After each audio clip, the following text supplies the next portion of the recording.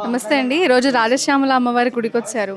ముఖ్యంగా ఈ అమ్మవారి గుడిలో పౌర్ణమి, అమావాస్యలే ప్రత్యేకత అని అందరికీ తెలిసిన విషయమే. ఈరోజు మీ అనుభూతులు ఎలా ఉన్నాయి?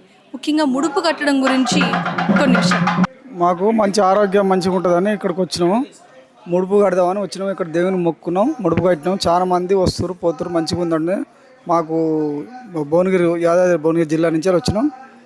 ఇక్కడ మంచిగా ఉంటుందని వచ్చినాం. ఇక్కడ అద్దు కట్టినాం. మళ్ళీ 15 రోజులకు వస్తాం.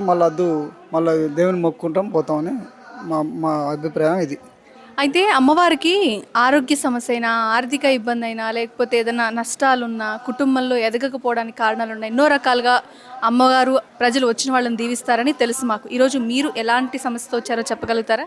మాకు అన్నికన్నా ఆరోగ్యానికి ప్రిఫరెన్స్ ఇచ్చి ఆరోగ్యం మంచిగా అవుతుందని మేము వచ్చినాం ఇక్కడికి. పాపకు కొంచెం ఆరోగ్యం బాగాలేదు, హాస్పిటల్ అన్నీ తిప్పుతున్నాం, కొంచెం మెడిసిన్స్ వాడుతున్నాం. కానీ ఈ అమ్మవారి దగ్గరికి వస్తే మంచిగా అవుతుందని అంటే ఇక్కడికి వచ్చినాం. యూట్యూబ్లో చూసి బాగా అవుతుందని వచ్చినాం, ముడుపు కట్టుకున్నాం.